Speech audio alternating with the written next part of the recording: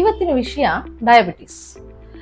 ದೊಡ್ಡವ್ರಿಗೆ insulin dependent diabetes ಈ ಸಣ್ಣ ವಯಸ್ಸಿಗೆನೆ 30 ವಯಸ್ಸು 35 ವಯಸ್ಸಿನಲ್ಲೇನೆ ಯಾಕೆ ಬರ್ತಾ ಇದೆ, ಇನ್ನು ಕೆಲವರಿಗೆ 25 ವಯಸ್ಸುಗಳಲ್ಲೇ ಯಾಕೆ ಬರ್ತಾ ಇದೆ?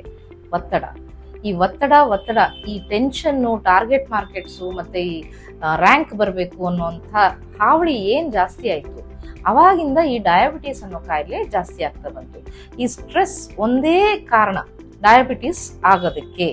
ಆದ್ರಿಂದ ಡಯಾಬಿಟಿಸ್ ತಡೆಗಟ್ಟಬೇಕು, ನನಗೆ ಡಯಾಬಿಟಿಸ್ ಬರಬಾರ್ದು ಅಂತ ಇರೋರು ಏನ್ ಮಾಡ್ಬೇಕು ಅಂದ್ರೆ ಸದಾ ಹಸನ್ಮುಖಿಗಳಾಗಿರ್ಬೇಕು, ಟೆನ್ಷನ್ ಮಾಡ್ಕೋಬಾರ್ದು, ಮತ್ತೆ ಯೋಗಾಭ್ಯಾಸ ಮಾಡ್ಬೇಕು ತಕ್ಕ ಮಟ್ಟಿಗೆ ನಿಮಗೆ ತಿಳಿದಷ್ಟು. ಮತ್ತೆ ವಾಕಿಂಗ್ ಹೋಗೋದ್ರಿಂದ. ಮತ್ತಿನ್ನೊಂದೇನಂದ್ರೆ ಈಗ ನಮ್ಗೆಲ್ಲ ಒಂದು ನಂಬಿಕೆ ಇದೆ, ಸಕ್ಕರೆ ಜಾಸ್ತಿ ತಿಂದ್ರೆ ಡಯಾಬಿಟಿಸ್ ಬರುತ್ತೆ, ಉಪ್ಪು ಜಾಸ್ತಿ ತಿಂದ್ರೆ BP ಬರುತ್ತೆ ಅಂತ. ಹಾಗೆಲ್ಲ ಏನೂ ಇಲ್ಲ.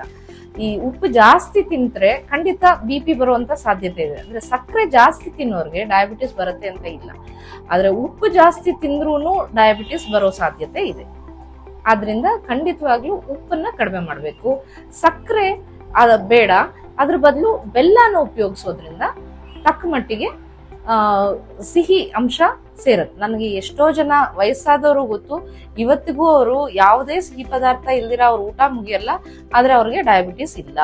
ಡಯಾಬಿಟಿಸ್ ಬರೋದು ಏನಕ್ಕೆ ಅಂದ್ರೆ ಸ್ಟ್ರೆಸ್ ಕಾರಣದಿಂದ ಮಾತ್ರ.